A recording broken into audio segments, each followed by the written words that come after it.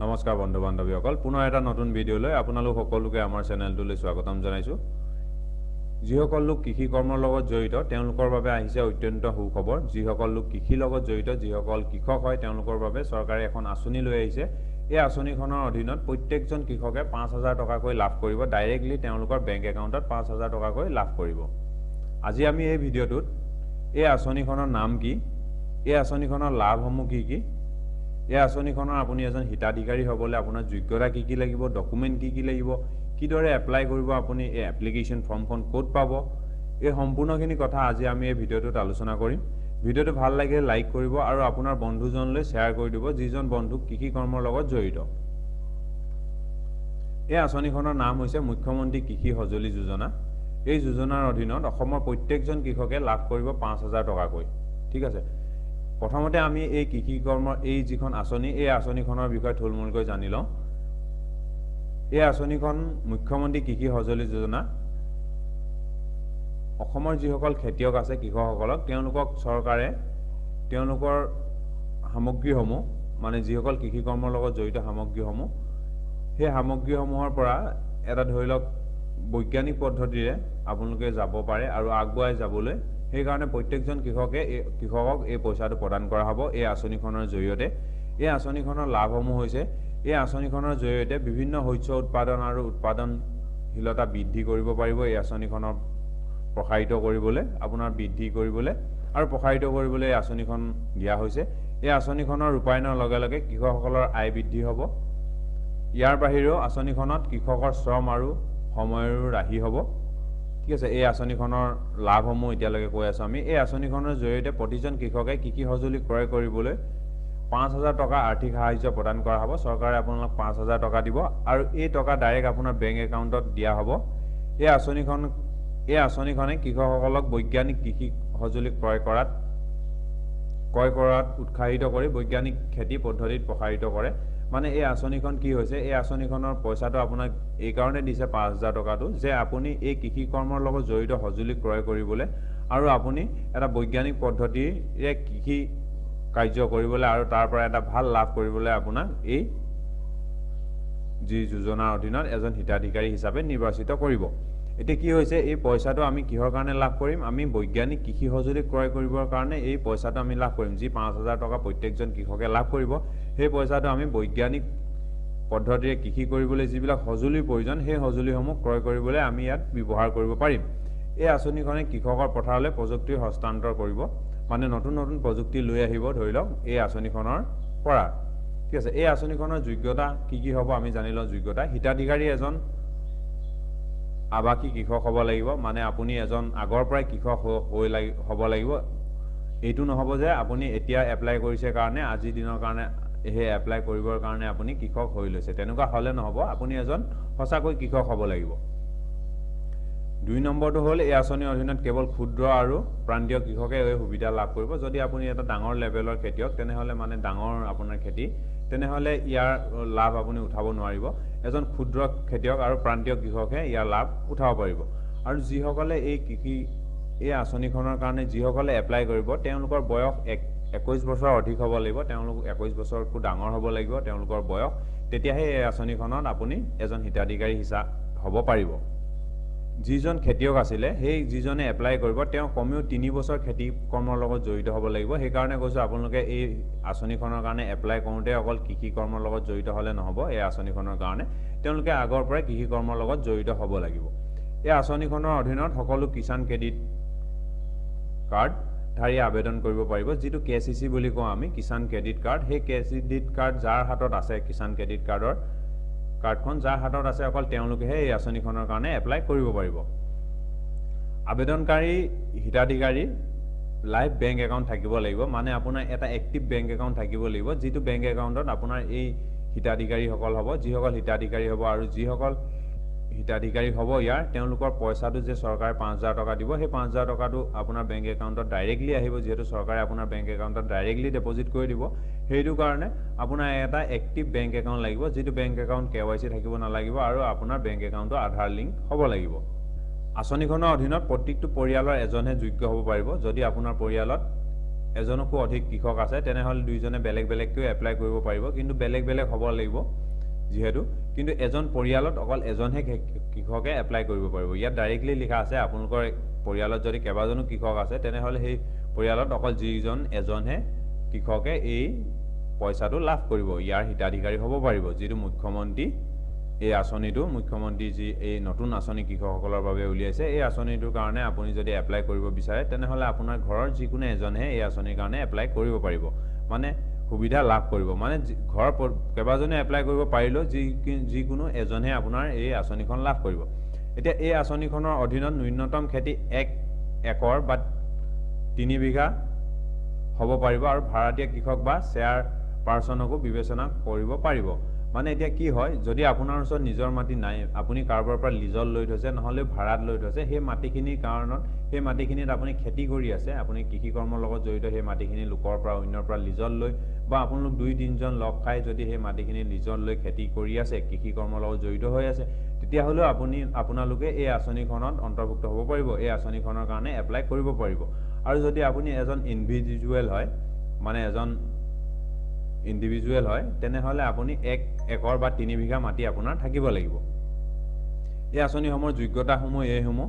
এতিয়া আমি এই আঁচনিখনত লগা যিখিনি নথিপত্ৰৰ প্ৰয়োজন হ'ব এই নথিপত্ৰসমূহৰ কথা কৈ দিছোঁ নথিপত্ৰ লাগিবলৈ আপোনাক কি নথিপত্ৰ লাগিব আপোনাক এখন আধাৰ কাৰ্ড লাগিব আৰু আধাৰ কাৰ্ডখন চাব যে আপোনাৰ লক হৈ আছে নে আনলক হৈ আছে আপোনাক এখন আনলক হোৱা মানে আপোনাৰ এখন আধাৰ কাৰ্ড লাগিব যিহেতু আধাৰ কাৰ্ডৰ আজিকালি বহুত খেলিমেলি হোৱাৰ কাৰণে চৰকাৰে আধাৰ কাৰ্ডবিলাক লকো কৰি দিয়ে ঠিক আছে সেকেন্ডটো হৈছে আপোনাৰ বাসস্থানৰ প্ৰমাণপত্ৰ আপুনি যোনটো ঠাইত থাকে বা যোনডোখৰ আপোনাৰ বাসস্থান নিজৰ এৰিয়া হয় সেই এৰিয়াৰ প্ৰমাণপত্ৰ লাগিব জাতিগত প্ৰমাণপত্ৰ অনুসূচিত জাতি অনুসূচিত জাতি ইত্যাদি এইসমূহৰ প্ৰমাণপত্ৰ লাগিব আপোনাক বয়সৰ প্ৰমাণপত্ৰ লাগিব কৃষিভূমিৰ প্ৰমাণপত্ৰ লাগিব বেংক একাউণ্টৰ সবিশেষ লাগিব আপোনাৰ বেংক একাউণ্টৰ যিটো পাছবুক কপি হয় সেই কপিটো লাগিব ৰেচন কাৰ্ড লাগিব আপোনাৰ ৰেচন কাৰ্ড থাকিব লাগিব পাছপোৰ্ট আকাৰৰ ফটো লাগিব মোবাইল নম্বৰ লাগিব আৰু আণ্ডাৰটেকিং ইত্যাদি ঠিক আছে এই আণ্ডাৰটেকিংটো আমি যেতিয়া ফৰ্মখন আপোনালোকক দেখাম তেতিয়া এই আণ্ডাৰটেকিঙৰ কথা ক'ম কিহৰ কাৰণে দিছে এই আণ্ডাৰটেকিং এতিয়া এইখিনি সম্পূৰ্ণ আলোচনাখিনি ঠিক আছে এইখিনি সম্পূৰ্ণ কি নথিপত্ৰ লাগিব আপোনালোকে গম পালে কি নথিপত্ৰ লাগিব আৰু ইয়াৰ যোগ্যতাসমূহ গম পালে আৰু ইয়াৰ লাভালাভসমূহ গম পালে এতিয়া এটা কথা মন কৰক এই পইচাটো আপোনালোকক চৰকাৰে অকল যি কৃষি কৰ্মৰ লগত জড়িত ঠিক আছে কৃষি কৰ্মৰ লগত যি জড়িত সেই পইচাটোৰ পৰা কৃষি কৰ্মৰ লগত যি জড়িত সামগ্ৰীসমূহ মানে সঁজুলিসমূহ কিনিবলৈহে পইচা দিব এই মুখ্যমন্ত্ৰী কৃষি সা সঁজুলি যোজনা এই আঁচনিখনৰ নামেই হৈছে মুখ্যমন্ত্ৰী কৃষি সা সঁজুলি যোজনা এই আঁচনিৰ জৰিয়তে প্ৰত্যেকজন কৃষকে 5,000 টকা কৃষি সঁজুলি ক্ৰয় কৰিব পাৰিব 5,000 টকা আপুনি কৃষি সঁজুলি ক্ৰয় কৰিব পাৰিব আৰু কিমান মুঠ 5 লাখ কৃষকে এই আঁচনিখন লাভ কৰিব টোটেল 5 লাখ কৃষকৰ কাৰণে এই আঁচনিখন উলিয়াইছে আৰু ইয়াতে কেইটামান কথা আপুনি মন কৰক যে আপোনাৰ ডিবিটি ডাইৰেক্ট বেনিফিচিয়াৰী ট্ৰান্সফাৰ বুলি কয় ডিবিটি লিংকৰ জৰিয়তে আপোনাৰ ডাইৰেক্ট বেংক একাউণ্টত সোমাব ডাইৰেক্ট আৰু প্ৰতিখন জিলাৰ উপায়ুক্তই কোনে কৰিব প্ৰতিখন জিলাৰ উপায়ুক্তই এখন কমিটি বনাব আৰু সেই কমিটিখনে আপোনাক ভেৰিফিকেশ্যন কৰিব ভেৰিফিকেশ্যন কৰাৰ পাছত সিলেক্ট কৰিব যে আপুনি এই আঁচনিখনৰ এজন হিতাধিকাৰী হ'ব পাৰিব নে নোৱাৰে আৰু যিসকল বড়োলেণ্ড আছে বড়োলেণ্ডত তেওঁলোকৰ জিলা স্বায়ত্তশাসিত প্ৰধান সচিবগৰাকীয়ে তেওঁলোকৰ যি নিৰ্বাচিত হ'ব যিসকল হিতাধিকাৰী তেওঁলোকে নিৰ্বাচিত কৰিব এতিয়া কৃষকৰ যোগ্যতা আপোনালোকৰ যোগ্যতা কি হ'ব লাগিব যোগ্যতাখিনি অলৰেডি কৈছিলে কিন্তু তলত আৰু এটা যোগ্যতা আপোনালোকে চাই লওক ৰাজ্যিক সংৰক্ষিত বিধি কেন্দ্ৰীয় বিধি নহয় এইটো ৰাজ্যৰ কাৰণে কেন্দ্ৰৰ কাৰণে কোনো হেৰি নহয় কেন্দ্ৰীয় বিধি নহয় অনুসৰি 7% অনুসূচিত জাতিৰ কাৰণে এই আঁচনিখন লাভ কৰিব 7% লোকে 10% অনুসূচিত জনজাতিয়ে লাভ কৰিব অনুসূচিত জনজাতিয়ে 10% লাভ কৰিব আৰু 5% অনুসূচিত জনজাতি পাৰ্বত্য কৃষকৰ বাবে যোজনাখন আগবঢ়োৱা সুবিধা সংৰক্ষিত কৰা হৈছে মানে আপোনালোকৰ কাৰণে যিসকল অনুসূচিত জনজাতি হয় তেওঁলোকৰ 7% ৰিজাৰ্ভেশ্যন আছে 10% অনুসূচিত জনজাতি আৰু 5% অনুসূচিত জনজাতি পাৰ্বত্যৰ কাৰণে আপোনালোকৰ ইয়াত সংৰক্ষিত আছে এতিয়া এই আঁচনিখনৰ কাৰণে আমি কেনেকৈ এপ্লাই কৰিম এতিয়া এই আঁচনিখনৰ কাৰণে আমি এপ্লাই কৰিবলৈ সম্পূৰ্ণকৈ যাব লাগিব আমি অফলাইন পদ্ধতিত গ'লে মই আপোনালোকক ফৰ্মখন ক'ত পাব কিদৰে পাব সকলোখিনি দেখুৱাম ইয়াত দেখিছে প্ৰথম স্তৰত কি হ'ব আমি যেতিয়া এপ্লাই কৰিবলৈ কৃষি বিভাগে নিজৰ ৱেবছাইটৰ পৰা আবেদন আমন্ত্ৰণ কৰাৰ উদ্দেশ্যে ছপা আৰু ইলেক্ট্ৰনিক মাধ্যমৰ জৰিয়তে বিজ্ঞাপন প্ৰকাশ কৰিব মানে কৃষি বিভাগে ইয়াৰ বিজ্ঞাপন প্ৰকাশ কৰিব এই আবেদনখনৰ হিতাধিকাৰীৰ বেংক একাউণ্টৰ সবিশেষ মোবাইল নম্বৰ সৈতে সংগ্ৰহ কৰিব কৃষি সম্প্ৰসাৰণৰ সহায়কে হিতাধিকাৰীসকল যিসকল হিতাধিকাৰী হয় তেওঁলোকৰ বেংক একাউণ্টৰ লগতে আপোনালোকৰ মোবাইল নম্বৰবিলাক কালেক্ট কৰিব হিতাধিকাৰী জিপি বা ডিভিজন অনুসৰি নিৰ্বাচিত কৰিব আপোনাৰ জিপি মানে গাঁও পঞ্চায়ত অনুসৰি মানে যিখন গাঁও পঞ্চায়ত সেই গাঁও পঞ্চায়তৰ অনুসৰি আপোনাক হিতাধিকাৰীসকল যিসকল এই স্কিমত পাব এই আঁচনিখনৰ হিতাধিকাৰী হ'ব তেওঁলোকক নিৰ্বাচিত কৰা হ'ব গাঁও পঞ্চায়তসমূহে সকলো হিতাধিকাৰী তালিকা সংশ্লিষ্ট উন্নয়ন বিষয়া এডিঅ' কৰি এই তালিকাখন তদন্তৰ পিছত জিলা পৰ্যায়ৰ কমিটি DLCৰ সন্মুখত ৰখা হ'ব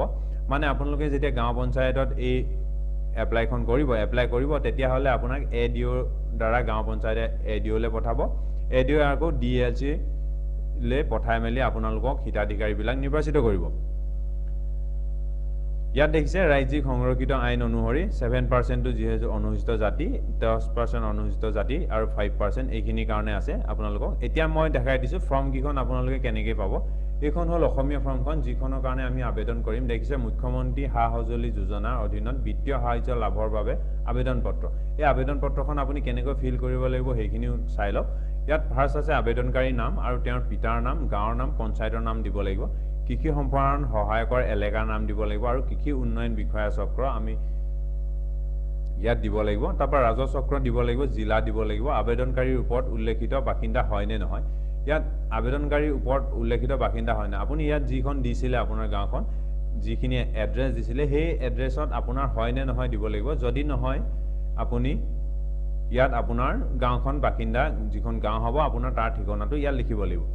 যেহেতু এইটো হয় নে নহয় কিহৰ কাৰণে দিছে এইটো জানি লওক হয় নে নহয় কিহৰ কাৰণে দিছে যদি আমি লিজত লৈ থাকোঁ বা ধৰি লওক মই এতিয়া নগাঁৱৰ এজন খেতিয়ক মই আহি ধেমাজিত ধৰি লওক মাটি এটুকা ক'ৰবাত লিজত লৈ খেতি কৰি আছোঁ ঠিক আছে তেতিয়া এইখিনিৰ প্ৰয়োজন হ'ব যদি আপুনি নিজৰ এলেকাৰে হয় তেতিয়াহ'লে হয় বুলি দিলেই হ'ল ইয়াত বেলেগ কোনো ইয়াত তলৰখিনি ফিল কৰিব নালাগে মাটিৰ সবিশেষ দিব লাগিব আপুনি পাট্টা নম্বৰ দিব লাগিব দাগ নম্বৰ দিব লাগিব মৌজা আৰু ৰাজহ চক্ৰৰ নাম দিব লাগিব আৰু বিগত 3 বছৰত কৰা খেতিৰ বিৱৰণ আপুনি 3টা বছৰ কৃষক হ'ব লাগিব যেতিয়া সেই কৃষিখিনি কৰা খেতিৰ বিৱৰণ আপোনালোকে ইয়াত দিব লাগিব ইয়াত দেখিছে আবেদনকাৰী বেংক একাউণ্টৰ ডিটেইলছ দিব লাগিব আপুনি বেংকৰ নাম দিব লাগিব একাউণ্ট নম্বৰ দিব লাগিব শাখাৰ নাম দিব লাগিব IFC কোড নাম দিব লাগিব আৰু আপোনাৰ মোবাইল নম্বৰ দিব লাগিব ইয়াত এখন ঘোষণা লিখা আছে দেখিছে এখন আণ্ডাৰটেকিং বুলি কৈছোঁ ধৰি লওক এখন সেলফ ডিক্লেৰেশ্যন ফৰ্ম বুলি ধৰি লওক আপুনি ইয়াত লিখা আছে মই আপোনাৰ নাম লিখিব পিতা আপোনাৰ দেউতাৰ নাম লিখিব ইয়াত গাঁওখনৰ নাম লিখিব পঞ্চায়তৰ নাম লিখিব ৰাজহ চক্ৰৰ নাম লিখিব তেন জিলা ইয়াৰ দ্বাৰা সততে নিশ্চিত কৰি ঘোষণা কৰোঁ যে ওপৰত উল্লেখ কৰা তথ্যসমূহ আৰু মোৰ বেংক একাউণ্টৰ সবিশেষ মোৰ জ্ঞান বিচৰা মতে শুদ্ধ আপোনাৰ সকলোবিলাক শুদ্ধ আছে বুলি ইয়াত দিব লাগিব আঁচনিখনে আগবঢ়োৱা সুবিধা লাভ কৰাৰ বাবে মই কোনো সত্য লুকোৱা নাই বা কোনো ভুল তথ্য উল্লেখ কৰা নাই মানে কিছুমানে কি হয় এতিয়া ভুল তথ্য দিও এখন এই আঁচনিখনৰ অন্তৰ্ভুক্ত হ'ব বিচাৰে বা হিতাধিকাৰী হ'ব বিচাৰে মই জানো যে আঁচনিখনে আগবঢ়োৱা সুবিধা অকল পামত ব্যৱহাৰ কৰা কৃষি সঁজুলি ক্ৰয়ৰ বাবেহে দিয়া হ'ব এই পইচাটো আপুনি বেলেগত ব্যৱহাৰ কৰিব নোৱাৰিব এই আঁচনি মই এইটো জানো যে যিকোনো ভুল তথ্য দিয়াৰ লগতে আঁচনিখনে আগবঢ়োৱা সাহায্য অন্য কামত ব্যৱহাৰ কৰিলে নিয়ম অনুসৰি শাস্তি লাভ কৰাৰ বাবে মই বাধ্য থাকিম ইয়াত কি কৈছে যদি আপুনি এই আঁচনিখনৰ কাৰণে এপ্লাই কৰোঁতে যদি ভুল তথ্য দিছে আৰু যদি আপুনি এই আঁচনিখনত কাৰণে যিহৰ কাৰণে পইচা দিছিলে সেই পইচাটো এই আঁচনিখনৰ যি কৃষি সঁজুলি ক্ৰয় নকৰি যদি অন্য কামত ব্যৱহাৰ কৰে তেনেহ'লে যদি গম পায় তেনেহ'লে আঁচনি আপোনাক যি শাস্তি দিয়ে সেই শাস্তি আপুনি ল'ব লাগিব ইয়াত তাৰিখটো দিব লাগিব আৰু আবেদনকাৰী স্বাক্ষৰ যিজনে আবেদন কৰিব তেওঁ স্বাক্ষৰ দিব লাগিব ইয়াত তলত আছে ধন ব্যৱহাৰ প্ৰমাণপত্ৰ আপুনি যিটো পইচা ব্যৱহাৰ কৰিব সেই পইচাৰ প্ৰমাণপত্ৰটো আপুনি এইদৰে দিব লাগিব এই আঁচনিখনৰ নাম মুখ্যমন্ত্ৰী কৃষি আঁচনি যোজনা এখন দেখিছে আবেদনকাৰী আৰু হিতাধিকাৰীৰ নাম দিব পিতাৰ নাম দিব ইয়াত ঠিকনা গাঁও নাম এইখিনি সকলো দিব ইয়াত বেংকৰ ডিটেইলছ দিব আৰু তলত চাব যে মই জ্ঞাত যে অসম চৰকাৰে মোৰ নামত মঞ্জুৰ কৰা 5,000 টকা ওপৰত উল্লেখিত বেংক একাউণ্ট জমা দিয়ে যে উক্ত ধনৰাশি মই কেৱল কৃষি সঁজুলি ক্ৰয় কৰাৰ বাবদ ব্যৱহাৰ কৰিছোঁ আপুনি এখন সংকল্প পত্ৰ দিব লাগিব যে মই পইচাটো এই যি চৰকাৰে পইচা দিব সেই পইচাটো অকল কৃষি সঁজুলি ক্ৰয় কৰাতহে ব্যৱহাৰ কৰিম এতিয়া সেই একেই ফৰ্মখন এখন ইংলিছত আছে আপোনালোকে দেখিছে আপোনালোকে যিকোনো এখন ফৰ্ম ইয়াৰ পৰা যিকোনো এখন ফৰ্ম ফিল কৰি আপোনালোকৰ যি জিপি হয় আৰু সেই জিপিত আপোনালোকে এইখন জমা দিব লাগিব গাঁও পঞ্চায়তৰ যিটো কাৰ্যালয় হয় কাৰ্যালয়ত জমা দিব পাৰিব ধন্যবাদ বন্ধু বান্ধৱীসকল ভিডিঅ'টো ভাল লাগিলে লাইক কৰিব আমাৰ চেনেলটো ছাবস্ক্ৰাইব কৰি থ'ব আৰু আপুনি আপোনাৰ বন্ধুজনলৈ শ্বেয়াৰ কৰি দিব, যিজন বন্ধুৱে বহুত দিনৰ পৰা কৃষি ক্ষেত্ৰৰ লগত জড়িত হৈ আছে। আৰু আপুনি যদি ভাবে তেওঁক আধুনিকৰণ কৰিব লাগে বা বৈজ্ঞানিক পদ্ধতিৰে কিবা এটা সহায় কৰিব লাগে, তেনেহ'লে এই আঁচনিখনৰ যি মুখ্যমন্ত্ৰী কৃষি সঁজুলি যোজনা, এখন ধুনীয়া আঁচনি কৃষকসকলৰ কাৰণে, তেওঁলোকে এপ্লাই কৰিব পাৰে। ধন্যবাদ।